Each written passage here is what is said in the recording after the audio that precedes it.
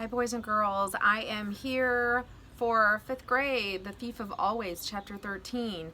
And I'm on my porch. I've changed scenery, as I told you in my message to you this morning. And so here we go. I'm going to be honest with you. This chapter looks a little scary. Oh, that was my dog.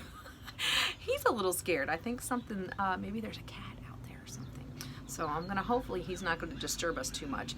His hair is standing on end. That might clue us into something that's going on here.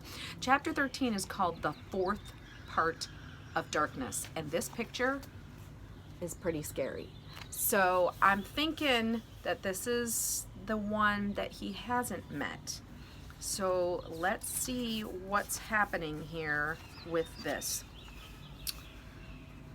"What happened to you?" Wendell whispered when Harvey reached the bottom of the lawn.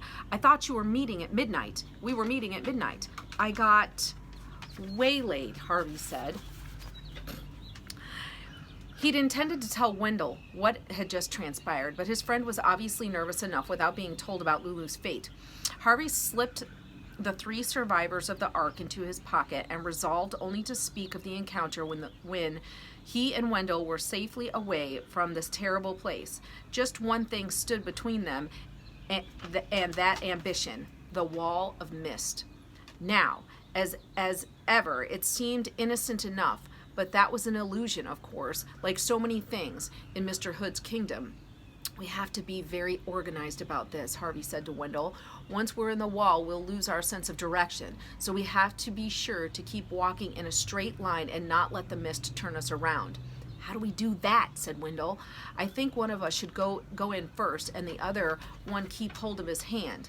"Me," said Wendell eagerly. "I want to be first." "No problem. Then I'll keep my back to the house and you keep guiding us. Who knows, maybe the wall's so thin you'll just be able to pull me through." "We can hope," Wendell said. "Are you ready?" Harvey asked, extending his hand. Wendell took it. "Whenever you are," he said. "Then let's get out of here." Wendell nodded and stepped into the mist. Instantly, Harvey felt his grip tighten. "Don't let go," Wendell said, his voice already remote although he was a pace ahead. "Just keep walking," Harvey said as they reached an arm's length. "Any sign of—" Before he could finish his question, a noise from the house behind him sealed his lips. He glanced back. The front door was open and a light was burning in the hallway, throwing into a silhouette the figure rushing down the porch steps. It was Mrs. Griffin. The noise he'd heard was not from her lips, however. Nothing human could make such a din. He saw Mrs. Griffin glance up towards the roof as she hurried down the lawn, and following her gaze, saw the noisemaker rising against the stars. He knew its name, even though he couldn't see its face. Hood had 4 servants, and he'd met only 3, Ritkus, Jive, and Mar. Here was the 4th, Karna, the tooth stealer, Karna, the devourer, Karna, the beast Mrs. Griffin had hoped Harvey would never meet. "Back to the house, child," Mrs. Griffin yelled as the din of vast wings filled the air. "Quickly, quickly!" Harvey pulled on Wendell's arm, yelling to him as he did so, but Wendell had a whiff of freedom in his nostrils and wasn't about to give it up.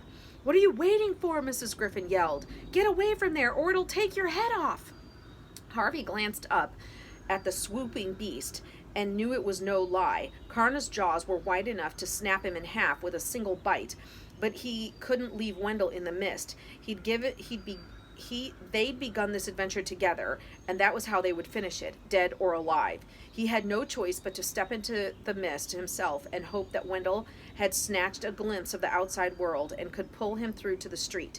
As he took that step, he heard Mrs. Griffin say something about leading the way. Then he was blinded by the chill of the mist, and the sound of her voice became a garbled whisper. Karna's shrieks were not so hushed, however. They pierced the murk, skewering Harvey's thoughts the way its teeth would skewer his head if the beast caught up with him. "Wendell!" Harvey yelled. "It's coming for us!"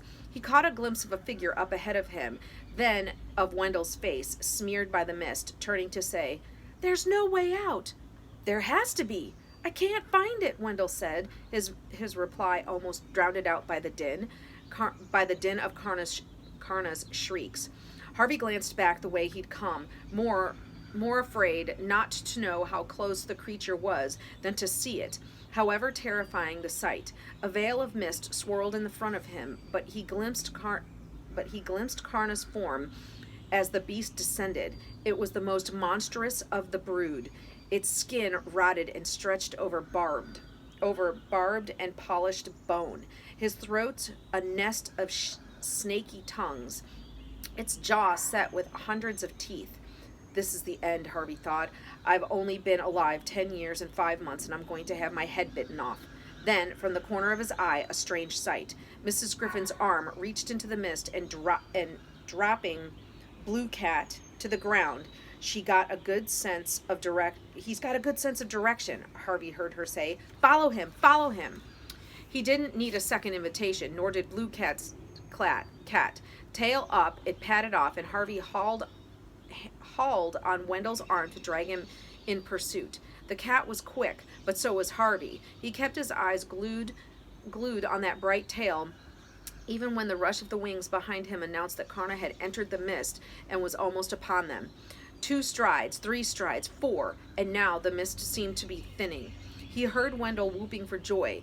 The street, he yelled. I see it. And the next moment, Harvey saw it too. The sidewalks wet with rain and shining in the lamplight. Now he dared look back, and there was Karna, its jaws a yard from them. He let go of Wendell's arm and pushed his friend towards the street, ducking as he did so. Karna's lower jaw scraped his spine, but the beast was moving too fast to check itself, and instead of wheeling around to scoop up its quarry, it flew on, out into the real world. Wendell was already there. Harvey joined him a moment later. We did it, Wendell yelled. We did it! So did Karna, Harvey said, pointing up to the beast as it rose against the cloudy sky and turned to come back for them. It wants to drive us back inside, Harvey said. I am not going, Wendell cried. Never! I'm never going in there again. Karna heard his defiance. Its blazing eyes fixed on him and came down like a thunderbolt, its shriek echoing through the midnight streets. Run, Harvey said. But Karna's stare had rooted Wendell to the spot. Harvey grabbed hold of him and was about to make a run for it when he heard the beast's cry change. Triumph became doubt, doubt became pain, and suddenly Karna wasn't swooping, but falling. Holes opening in its wings as though a horde of invisible moths was eating at its fabric. It labored to climb the air again, but its wounded wings refused their duty, and seconds later it struck the street so hard it bit off dozens of its tongues and scattered half a 100 teeth at the boy's feet. The fall didn't kill it, however. Though agonized by its wounds, it hauled itself up onto its spiky crutches of its wings and began to drag itself back towards the wall. Even now, in this wretched state, it was ferocious, and with snaps to the right and left drove Harvey and Wendell out of its path. It can't survive out here, Wendell realized aloud. It's dying. Harvey wished he had some weapon to keep the beast from returning to safety, but he had to be content with the sight of its defeat. If it had not wanted their flesh so badly, he thought, it wouldn't have come after them at such speed and brought its pain and humiliation upon itself. There was a lesson there, if he could only remember it. Evil, however powerful it seemed, could be undone by its own appetite. Then the creature was gone, a curtain of mist drawn over its retreat. There was only one sign remaining of the mysteries that lay on the other side of the wall, the face of Blue Cat, gazing out at the world that he, like all the other occupants of the holiday house, could never explore. His azure gaze met Harvey's for a moment. Then he looked back towards his prison, as though he heard Mrs. Griffin's summons, and with a sorrowful sigh, turned and traipsed away. Weird, said Wendell, as if he stared at the rainy streets. as he stared at the rainy streets. It's as though I never left. Is it? Said Harvey. He wasn't so sure. He felt different, marked by his adventure. I wonder if we'll even remember where we came here in a week's time. Oh, I'll remember, Harvey said. I've got a few souvenirs. He dug into his pocket in search of the figures from the ark. Even as he pulled them out, he felt them crumbling as the real world took its toll on them.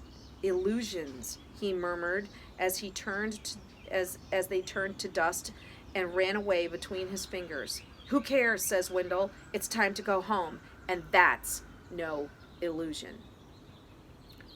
So they made it out. But what should they expect now that they've made it out?